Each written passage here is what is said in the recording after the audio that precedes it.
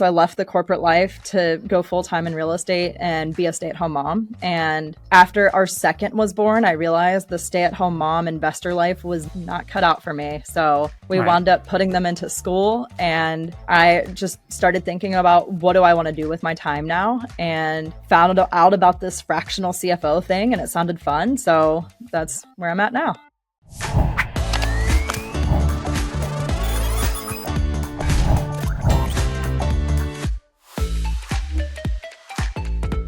Hello and welcome to the Gross Profit Podcast. My name is James Kennedy, the CEO, co-founder at procurementexpress.com. We take the hassle out of managing your SMB spend with magical features, but we're not here to talk about that today. Instead, I've got Tiffany Vogel from Insight CFO Services, and we're going to chat about setting boundaries with your clients, managing your clients, how her approach to setting up her fractional CFO business, which has been a bit more ambitious than I would say your average fractional CFO, and how she's gone about doing that. But before we get stuck into that today, Tiffany, you're very welcome to the podcast. Why don't you open us up by telling us something about you that not many people know? Yeah, thank you. So I was a band nerd in high school. Absolutely loved marching band. And it wasn't so much the music aspect as the socializing. And I loved it so much that I wound up marrying a band director and became the band mom. So I got to go do all the fun socializing and chaperoning without having to play the instrument. So a lot of fun there. Wow. So the band mom, is that a real thing? That's kind of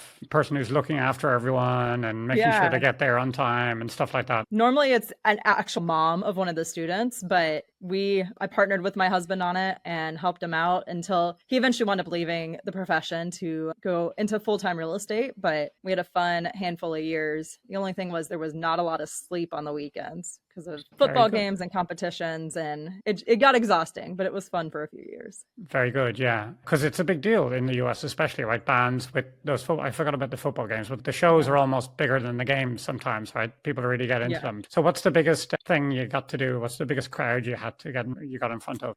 His band got to play at the Georgia Dome, or I guess Mercedes-Benz Stadium. So it's the big stadium. The football team made it to state, which was awesome. They wound up winning, but it was terrible because we had football games right up to Christmas. So there was no break, but it was so much fun. All right. Very cool. All right. You're the first band mom I've had on the podcast. I can say that with confidence. So that's pretty cool. So maybe you could just give us a bit of your background, because you are not someone who's become a fractional CFO because they had to in any way, but let's rewind a little bit and maybe you could just give a bit of your background before we get stuck into the main topic. Absolutely. So I worked a 10-year corporate career in healthcare analytics and absolutely loved my job, but I saw the trajectory of my career being a lot of travel, being away from my family, and decided accidentally actually got into real estate investing because my husband had a house. We were just dating at the time. He had this house that he was completely mismanaging. So I stepped in, started helping him, and we decided to build up a real estate portfolio. So we did that over a handful of years and had our first son. So I left the corporate life to go full-time in real estate and be a stay-at-home mom. And after our second was born, I realized the stay-at-home mom investor life was not cut out for me. So we wound up putting them into school, and I just started thinking about what do I want to do with my time now, and found out about this fractional CFO thing, and it sounded fun. So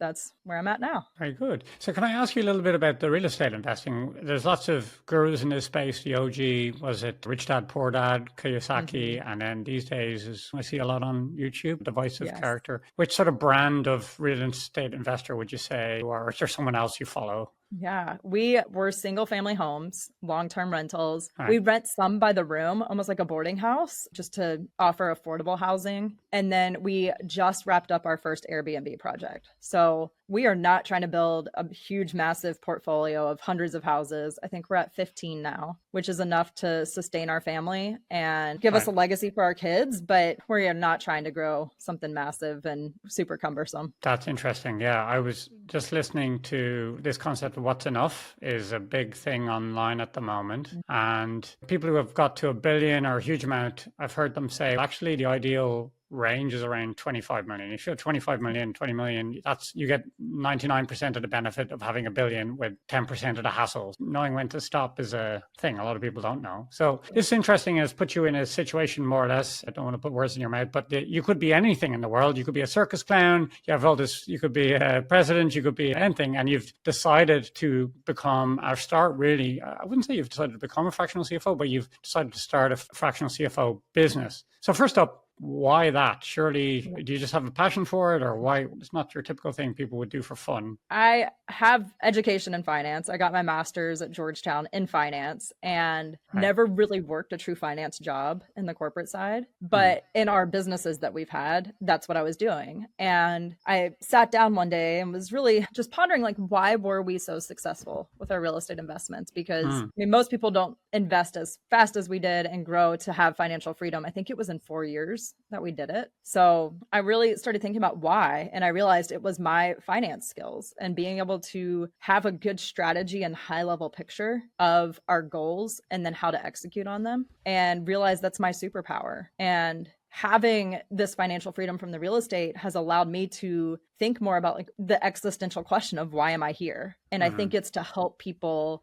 grow their businesses through that financial leadership and guidance. So it's, in a way, it's a calling, I feel like. I love the number crunching, and that's what I enjoyed about our real estate business. So it just was a logical step to pursue this field. Yeah. You're touching on something there, which I've coming to realize, which is how powerful a fractional CFO is. Like, a lot of people lead with, God forbid, getting your taxes done or even doing cash flow projections, and they talk a lot of this stuff. But actually, what you talked about there was creating financial freedom for, you've done it for yourself. But I think that's the thing that only, maybe not only, but certainly a fractional CFO is one of the people who has the skills to get you there a lot quicker than you're likely to get there by yourself. Like, it can be, a lot of people have that dream of not being required to work on something and having financial independence. But pose yourself the question, are you better you doing that yourself, you as a programmer James, or you a programmer James with a trained professional who can give you a step-by-step guide to actually getting there? So if you don't mind, I'd like to be a little bit nosy and wonder, okay, so was it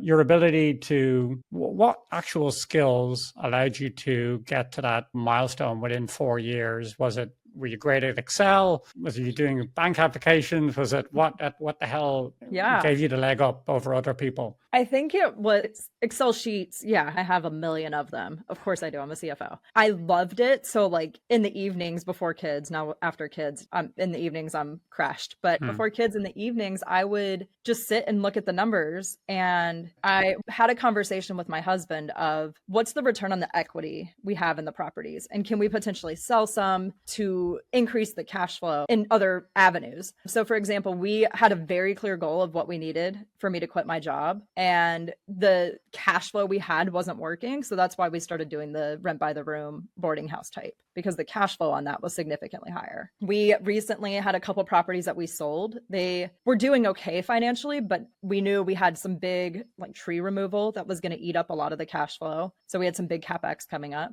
and decided, you know what, let's just sell these and not have to deal with that. And then we rolled it into this Airbnb that we just finished, and it has been a slam dunk of a deal, but we wouldn't have been able to do it if we didn't start small and keep analyzing to see, could we potentially trade up or make some shifts in the business to hit that next level? Okay, so you used a bit of jargon that I'm sure most of our listeners will understand, but I didn't. So return on equity, what does that mean? Yeah. So as a real estate investor, we look at initially at cash on cash return. So if we put 100 grand in the house, how much is it going to make on that 100 grand? And that we did great. We were making great returns, but over time we realized we had built up so much equity because the house values increased so much, but they were only making, a couple $1,000s a year. Right. So making a couple thousand on 100,000 in equity didn't make sense. Okay. So we sold them and rolled it into another deal. And in the US, we did a tax exchange, so we didn't have to pay taxes on that money. And we are in the process of refinancing this new deal, and we'll get all that equity out as cash. So in essence, it looks like we sold them because we get the cash from it, but it's all rolled into another property that's making even more money. Okay, so let's say a civilian like me, for example, might just say, okay, I bought a house and I'm getting whatever $2,000 a month for renting it out. I'm ignoring the value that's building up within the house. I'm just thinking, I just got to try and buy the next one. With that finance mindset, you look at the asset, what you could do with it,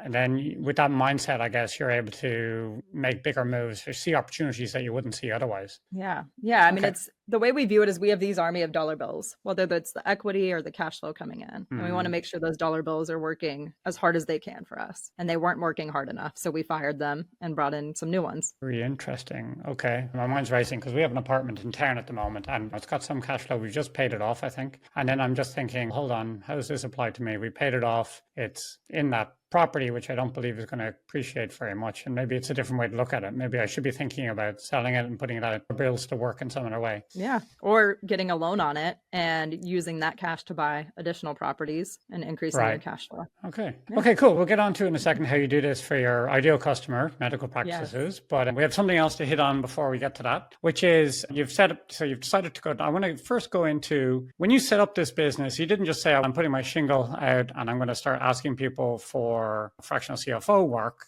It took a slightly different work, even though maybe you did need to do it or you didn't need to do it. You raised debt to start your business. So tell me about the decision to do that and what you've used that debt to start the business. How you've used it. My husband and I decided to, instead of bootstrapping like we did in our real estate business, with kids now and the real estate portfolio, I didn't want to try to do it all myself. So we took out a loan on our house. It was not a crazy amount of money, but enough that I could fund a team. I brought in a virtual assistant, someone to help with my LinkedIn messaging and marketing. And then I also have a CFO on my team and a salesperson that are highly undercompensated right now, but they're going to get a huge piece of the pie when we build it and hopefully down the road sell it. So my intention has always been to grow this and then sell it at some point down the road. I think the landscape of fractional CFO it's pretty new and cutting edge. And I think in 5-10 years, I could sell this to an accounting firm or someone that wants to expand into CFO space. So that's always been my intention. I know that I personally have about a 3-year attention span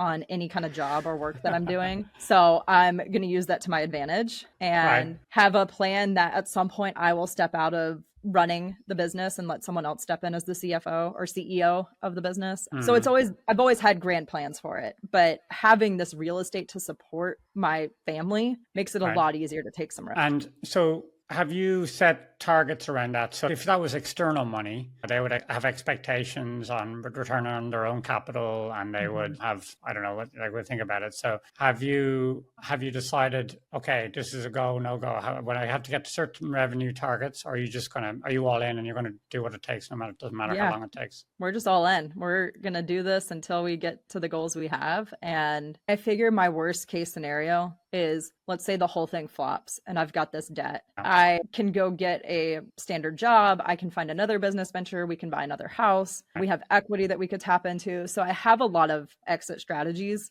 is the worst case scenario, but the risk was worth it because the upside is infinite. The downside is that debt and that's it. And that's not a huge sum of money compared to the upside.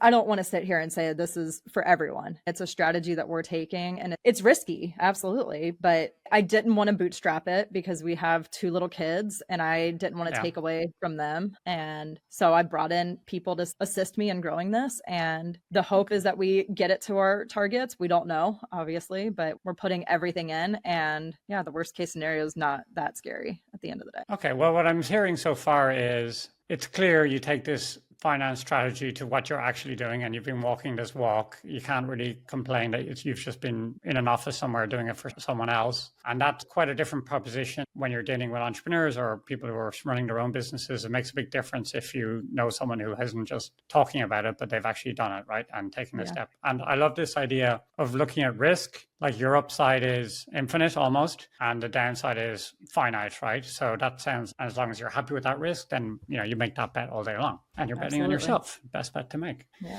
Okay, cool. So let's hit on a topic which is, I think, is one that's common for all people who in business basically, but it's around setting boundaries with clients and staff or generally. And I know you have some thoughts on this, on how to set those boundaries. Yeah, Tell us a bit absolutely. about how you approach setting expectations with customers and managing the situations where they're crossing a boundary maybe they Mhm. didn't know existed. Yeah, I had no boundaries in any aspect of my life until recently. Hmm. My husband left for military duty, and I had a 3-month-old and a 2-year-old, and I was running a handful of businesses, including the rentals. We have a real estate education business, the CFO business, and I was not setting firm enough boundaries with nannies, with any support that I had. Right. And it led to an extended burnout period where I was barely able to function for a few months. So it Hmm. was the rock bottom moment of I have to get some boundaries in place or I'm Hmm. not going to continue to be able to run this business. Hmm. So I have learned setting very clear expectations up Hmm. front is key. So establishing what you want out of the relationship, that client engagement, and what you're willing to give, and having very firm boundaries. Right. And I'm open to outside of contact, outside of our scheduled calls, but I'm very clear that you're not going to get an immediate response, what the expected timeline of a reply would be. And it's, you want to support your clients, but not at the expense of your other clients or the business or anything else going on in your life. And I have just learned that my happiness, my family's happiness, and just a level of like mental sanity is more important than making somebody else feel comfortable or happy. And so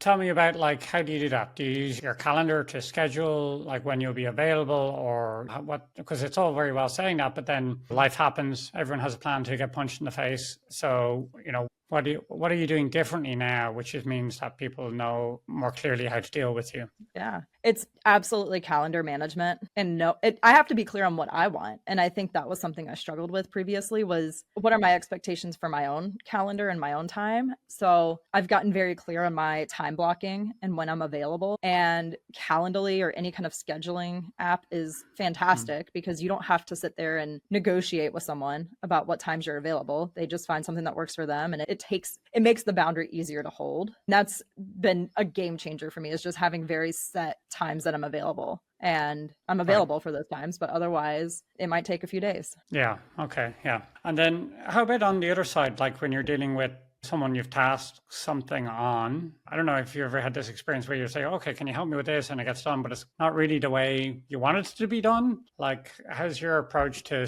specking out your team so they know what expected of them? Yeah, I think it starts with trust on both sides and compassion. So as you're having that conversation of, hey, this isn't what I was thinking. One, I own a lot of times it's probably how I communicated it. So just trying Hmm. to be super clear on the exactly what I need. And then it's just being compassionate. You're not going to get fired because you messed up this one thing. Being a human at the end of the day, I think is so important.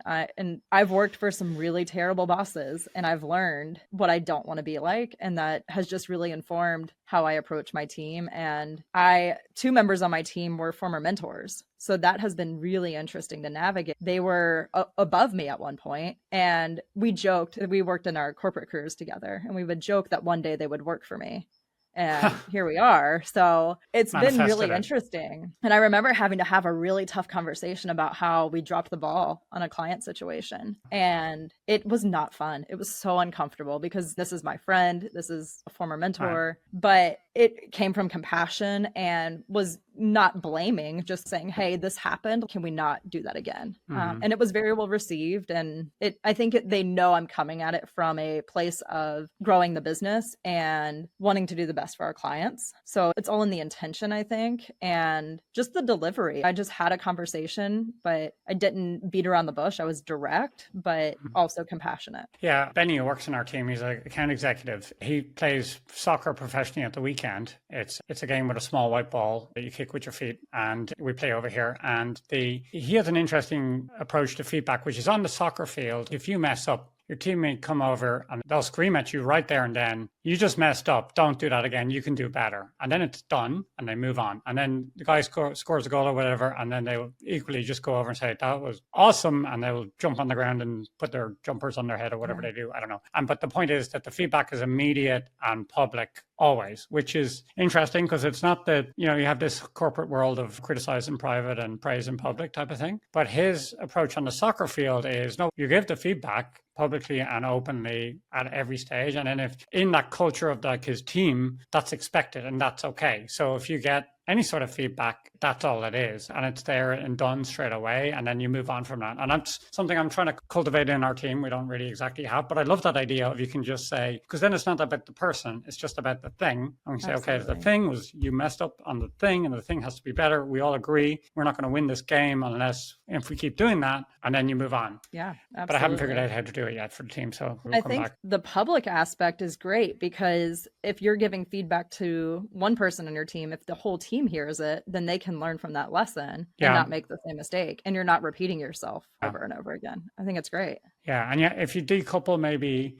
sometimes retribution, it feels like it's a retribution or there's going to be some other, and trying to even get feedback the other way across up and down and across in every way is quite difficult. So it's a tricky one, but I get the impression that you like go directly to the source and that's helping you with that. Yeah. I think the real estate business trained us because we realized when a tenant doesn't pay, if you give them a little bit of wiggle room, they'll take more and more. And then it leads to them getting evicted. And you're doing them a disservice by not addressing it early on. Yeah. It's an interesting thought because you think giving that wiggle room is giving them some grace and allowing them to stay longer, but it really sets them up for failure in a lot of ways. Yeah, no, I 100% believe that. And it happens in our business. Sometimes a card bounces like on a subscription. And my thing is always, okay, a card is bounced. We just need to lock the account. And when they get the thing back in, it will be opened up again. And I don't know how many times I've lost count of a success team will be like, oh, let's give them a bit of time and let's do whatever. And it's always, it extends and extends. And then one day you say, okay, we're locking them now. And then literally half an hour later, they page, oh, it could have been all along. It's just that it wasn't urgent enough in their world, which I totally get. So you might as well cut out the middleman, save everyone the time and effort of all the extra emails and just get straight to it. Yeah, well, the energy that went into that collection, and whether that's with a client or a team member not doing what they're supposed to do, it's that follow up. And we've gotten to situations where a client's not doing their part of the work and we will not have a call until they've completed it because I cannot change someone's financial situation if they're not doing it operationally. And I've been fired as a CFO because I wasn't able to wave a magic wand and change their business within 6 months. And my recommendations weren't being heeded. So I should have been preemptive and fired that client before it got to that point, because that's a boundary as well, is like you have to hold up your end of the agreement as a client. And I don't know if it's a luxury I have in my approach to this business and not needing the cash flow immediately, but I want to work with people that truly want to grow their business and to change in the way that they want to change. And if I can't do it for them. So if they're not willing to put the work in, that's not the kind of person that I can help. So I'm just wasting my time and my team's time trying to force something that we won't be successful in. And plus, it's just less fun working with those people, right? Why not just work with the people that are fun to work with? Yes. Do we have this idea of product market fit, which people talk about? What about owner client fit? I think that's maybe a more important one to start with. Yes, absolutely. Awesome. So maybe you could just tell us a bit about your ideal customer now. We've started to touch on it a little bit, and who should get in touch with you with regards to CFO services. Yeah, absolutely. So my team and I all had healthcare background. We worked in hospitals primarily. And as we transitioned into this, decided the healthcare space is where we wanted to stay. So hospitals in the US are definitely not a target because they're all owned by big corporations. So we decided to target physician-owned practices and small hospitals that are in somewhere between the $5 to $20 million revenue range based in the US, just because the healthcare system here is very unique. But we feel like we're specifically targeted to help with that. My first day on the job out of college was this Affordable Care Act thing got passed. What do we do with it? So I had to go dig and research, and I've just been in the trenches of US-based healthcare, which we all know is a hot mess. I think it gives us a unique perspective to help these physicians that are trying to navigate it. And they go to school to be a doctor, not to be a business owner. And a lot of times don't have that strategic financial background. So it's a fun place to work and to help them help care for people. Very good. And I hear you're running a retreat. Is this for that target market then for this? Could you tell us a bit No, about? I have a heart for people in this industry as CFOs and business owners in general, real estate investors. So, with this Airbnb my husband and I just bought, it is 2 cabins in the North Georgia mountains right next to each other, and we can sleep about 30 people. So, it's a perfect setup for us to be able to host a retreat or a mastermind. We really have a vision for this place of being a place for families to go and vacation, but also a place for us to really help business owners reach that next step and find their own version of financial freedom. So we are planning over the next year to host a few retreats. My husband's doing some that are male only and going to be very heavy in the masculine energy. He has a plan to go hike one of the mountains, and he's former military, so he wants it to have that boot camp feel, but doing some mindset work. And we've talked about doing some co-ed retreats as well. So just my goal in life is to help people reach their next level, whether that's through my CFO business or helping other entrepreneurs. It doesn't matter to me at the end of the day. It's just being of service and helping people get to where they want to be. Because I feel like if we all are living our ideal dream life, then we're just happier and better people to be around, and makes that grocery store interaction better and just making the better world for my kids and everyone. Yeah, that brings us on nicely to your business hero. So I guess is someone who's Yes. helped you quite a bit. Absolutely. My coach, her name is Bunny Young. She is probably one of the most interesting people you'll ever meet. She was a stunt woman. She is insanely tall. She has 7 Great Danes. She is just fascinating. She's a business therapist coach. I don't really know what her title is, but she has helped me just in mindset transformation and really finding out what I want to do with my business and my life. And her perspective has just been very pivotal for me. So I know it's not your standard Elon Musk type answer, but she has had